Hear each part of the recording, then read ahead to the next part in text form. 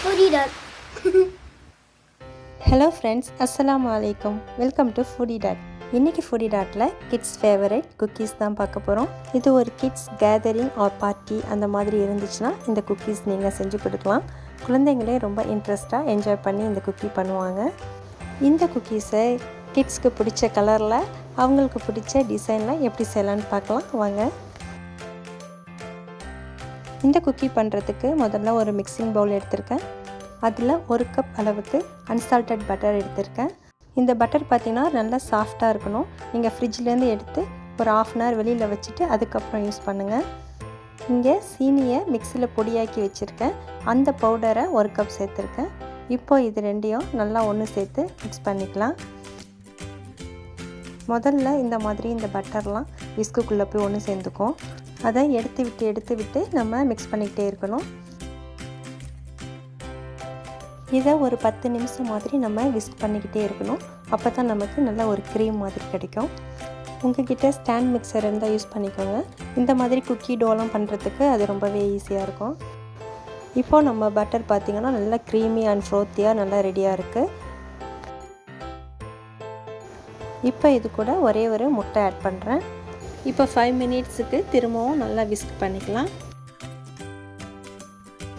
இப்போ இது கூட 1 டீஸ்பூன் ஆல்மண்ட் எசன்ஸ் சேர்த்துருக்கேன். இது சூப்பர் மார்க்கெட்லாம் கிடைக்கும். அது கூட 2 டீஸ்பூன் வெனிலா எசன்ஸ் சேர்த்துருக்கேன். இது கூட இப்போ மைதா சேர்த்துக்கலாம். மைதா டோட்டலாக பார்த்திங்கன்னா 3¼ கப் தேவைப்படும். அதை பிரித்து ஒரு கப்பாக ஆட் பண்ணி நம்ம மிக்ஸ் பண்ணிக்க போகிறோம். இப்போ முதல்ல 1 கப் மைதா சேர்த்துருக்கேன். அது கூட 1 டீஸ்பூன் பேக்கிங் பவுடர் சேர்த்துருக்கேன். கூடவே ஒரு ½ டீஸ்பூன் உப்பையும் சேர்த்துருக்கேன். இப்போ எல்லாத்தையும் ஒரு ஸ்பேச்சுலா வச்சு நல்லா மிக்ஸ் பண்ணிக்கலாம்.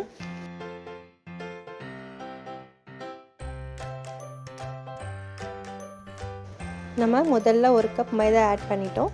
இப்போது ரெண்டாவதாக 1 கப் மைதா ஆட் பண்ணிக்கலாம்.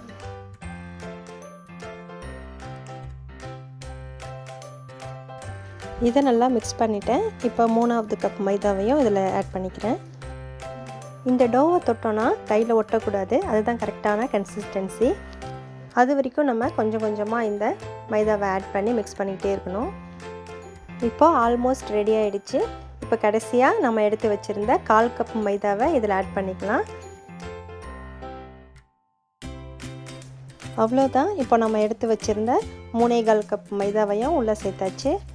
இது எல்லாமே ஒன்று சேர நல்லா மிக்ஸ் பண்ணதுக்கப்புறம் பார்த்திங்கன்னா இந்த மாதிரி ரெடியாக இருக்கும். இதை இப்போது கையில் எடுத்து பார்த்தோம் அப்படின்னா கையில் ஒட்டக்கூடாது. உங்களுக்கு ஒரு வேளை ஸ்டிக்கியாக இருந்துச்சுன்னா 1 டேபிள் ஸ்பூன் அளவுக்கு எக்ஸ்ட்ரா மைதா ஆட் பண்ணிக்கோங்க. எனக்கு இந்த 3/4 கப் கரெக்டாக இருந்துச்சு. இங்கே நல்ல பெரிய சைஸ் டோவாக இருக்கிறதுனால நான் 2ஆக பிரிச்சுருக்கேன். இங்கே ஒரு ஒர்க் பிளேஸில் நான் மைதா டஸ்ட் பண்ணியிருக்கேன், கீழே ஒட்டக்கூடாது அப்படிங்கிறதுக்காக. இப்போ இந்த டோவை நல்லா பெருசாக விரிச்சிக்கலாம். நம்ம இந்த மாதிரி ரோல் பண்ணும்போது ஸ்டிக்கியாக தெரிஞ்சிச்சு அப்படின்னா லைட்டாக மைதாவை கொஞ்சமாக டஸ்ட் பண்ணிக்கலாம். ரொம்ப திக்காகவும் இல்லாமல் ரொம்ப தின்னாகவும் இல்லாமல் ஒரு மீடியம் சைஸில் நான் வளர்த்தி வச்சுருக்கேன். இப்போது ஒரு குக்கி கட்டர் வச்சு உங்கள் கிட்ஸ்க்கு பிடிச்ச ஷேப்பில் கட் பண்ணிக்கலாம். குக்கி கட்டர் இல்லைன்னா ஒரு கார்ட்போர்டில் உங்களுக்கு பிடிச்ச ஷேப்பை ட்ரா பண்ணிக்கோங்க ஃபஸ்ட்டு. அதுக்கப்புறம் அதை கட் பண்ணி எடுத்துக்கோங்க. உங்கள் கிட்ஸ்க்கு பிடிச்ச கார்ட்டூன் கேரக்டர் கூட நீங்கள் ட்ரா பண்ணி கட் பண்ணி எடுத்துக்கலாம். நான் இங்கே ஒரு லீஃப் மாதிரி ட்ரா பண்ணி கட் பண்ணி எடுத்திருக்கேன். அதை ட்ரேஸ் பண்ணி இந்த குக்கி டோவை கட் பண்ணி எடுத்துக்கலாம். இதே மாதிரி ஹார்ட் ஷேப்பில் ஒன்று கட் பண்ணி வச்சுருக்கேன். அதையும் ட்ரேஸ் பண்ணி கட் பண்ணிக்கிறேன். இப்போது அவனை சூடு பண்ணிக்கலாம். 180 டிகிரி செல்சியஸில் ஒரு 10 நிமிஷத்துக்கு சூடு பண்ணிக்கலாம். இந்த மாதிரி கட் பண்ணி வச்சுருக்கிற குக்கீஸ் எல்லாத்தையும் ஒரு பேக்கிங் ட்ரேக்கு ட்ரான்ஸ்ஃபர் பண்ணிக்கலாம்.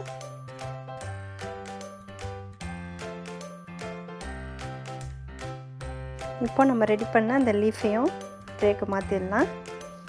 இந்த மாதிரி ட்ரா பண்ணுறதும் கஷ்டம் அப்படின்னு நினச்சிங்கன்னா ரொம்ப ஈஸியாக ஒரு குக்கி செய்யலாம். இந்த குக்கி டோவை சின்ன சின்ன பால்ஸாக பண்ணி வச்சுருக்கேன். நமக்கு 5-6 உருண்டைகள் இருந்தால் போதும். இது எல்லாத்தையும் ரவுண்டாக வச்சுட்டு ரோலிங் பின்னால் ரோல் பண்ணோம் அப்படின்னாக்கா நமக்கு ஒரு ஃப்ளவர் மாதிரி கிடச்சிரும். அவ்வளோதான். இப்போ இந்த குக்கீஸ் எல்லாத்தையும் 10லேருந்து 12 நிமிஷம் வரைக்கும் வச்சு பேக் பண்ணி எடுத்துகிட்டு வரலாம்.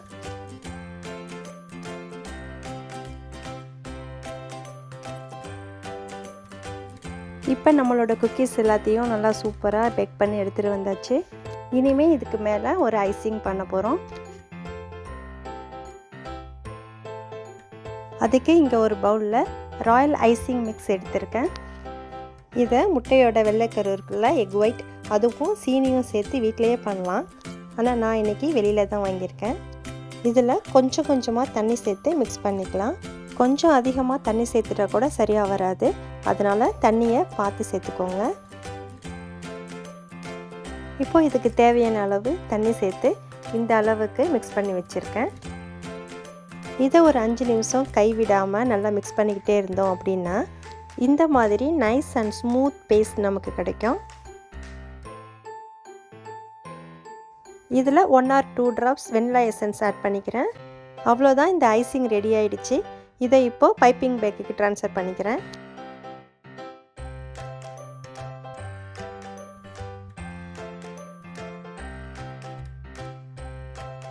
இப்போ இந்த ரெடி பண்ண ஐசிங்கை குக்கீஸ் மேலே போட போகிறோம். இந்த குக்கீஸ்க்கு முதல்ல அவுட்லைன் வரைஞ்சிடலாம். அதுக்கப்புறம் நடுவில் ஃபில் பண்ணிடலாம். இது ஒரிஜினலாக இந்த மாதிரி ஒயிட் ஐசிங்காக தான் இருக்கும். நமக்கு வேணும்னா இதில் ஃபுட் கலரிங் ஆட் பண்ணிக்கலாம். இந்த மாதிரி இந்த குக்கீஸில் ஐசிங்லாம் ஃபில் பண்ணதுக்கப்புறம் 2 to 3 hours நல்லா காய விட்டுடணும்.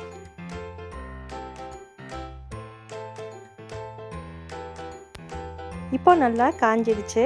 இதுக்கு மேலே நமக்கு விருப்பப்பட்ட டிசைன்ஸ் போட்டுக்கலாம். உங்களுக்கு நல்லா மெஹந்தி போடுற ஸ்கில்ஸ் இருந்துச்சுன்னா இந்த குக்கீஸை நல்லா நீங்கள் டெக்கரேட் பண்ணலாம்.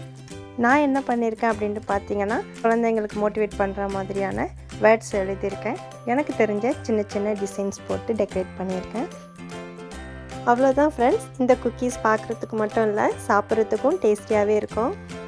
நீங்களும் இந்த ரெசிபியை உங்கள் கிட்ஸுங்களோட சேர்ந்து ட்ரை பண்ணி பாருங்கள். இந்த மாதிரி நிறைய இன்ட்ரெஸ்டிங்கான ரெசிபிஸ் நம்ம சேனலில் காத்துட்ருக்கு. தென் எப்பவும் போல் இந்த ரெசிபி உங்களுக்கு பிடிச்சிருந்தா லைக், ஷேர் பண்ணுங்கள். ஃபுடி டாட்டா மறக்காமல் சப்ஸ்கிரைப் பண்ணிவிடுங்க. தேங்க்ஸ் ஃபார் வாட்சிங்.